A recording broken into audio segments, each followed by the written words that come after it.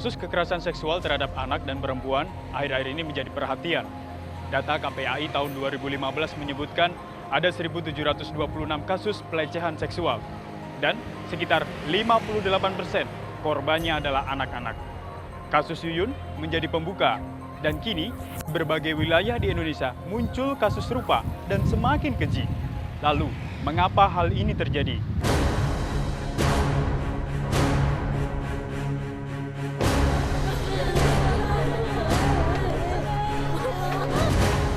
Darurat kekerasan terhadap perempuan. Betapa tidak, di tahun 2015 saja, Komnas Perempuan mencatat ada lebih dari 300.000 kasus kekerasan terjadi.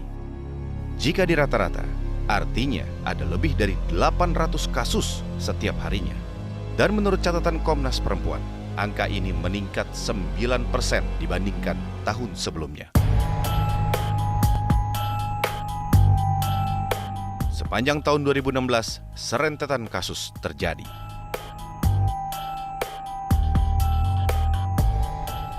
Kasus demi kasus kejahatan seksual memicu kegeraman.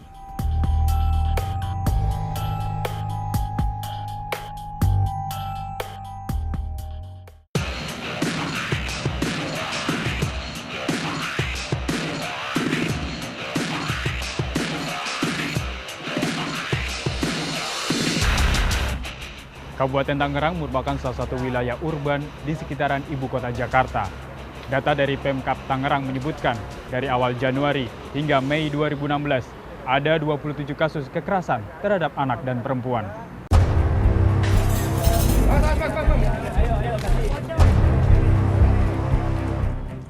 Jumat 13 Mei 2016, warga di Jalan Raya Perancis 8 Dadap, Kecamatan Duri Kosambi, Kabupaten Tangerang, Banten, dikejutkan dengan tewasnya seorang perempuan. Ia ditemukan dalam kondisi yang mengenaskan di mes karyawan yang ditempatinya.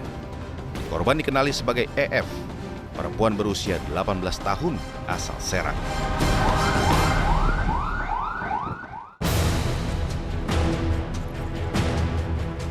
Polisi segera memburu para pelaku. Tak memakan waktu lama, 3 orang ditetapkan sebagai tersangka. RAL, RA, dan IH terbukti bersekongkol hingga menyebabkan nyawa EF melayang. Ironisnya, salah satu tersangka, RAL, masih berusia 15 tahun dan masih duduk di bangku sekolah. Aksi para tersangka ini terbilang keji karena sebelum dihabisi, IF dianiaya, diperkosa hingga dibunuh menggunakan cangkul. Selesai mengantongi bukti-bukti, polisi menggelar rekonstruksi.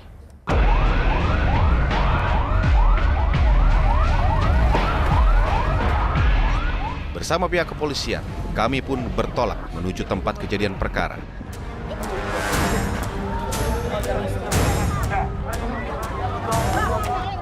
Tak sedikit warga yang memaki para tersangka dan berharap hukuman yang setimpal. Rekon ini juga menyita ratusan warga sekitar karena tindakan pelaku yang cukup sadis.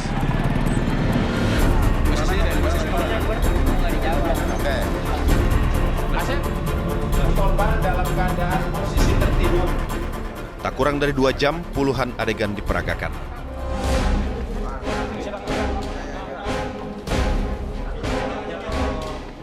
Ketiga pelaku memaparkan kronologi kejadian, masing-masing berperan sesuai dengan apa yang telah mereka lakukan.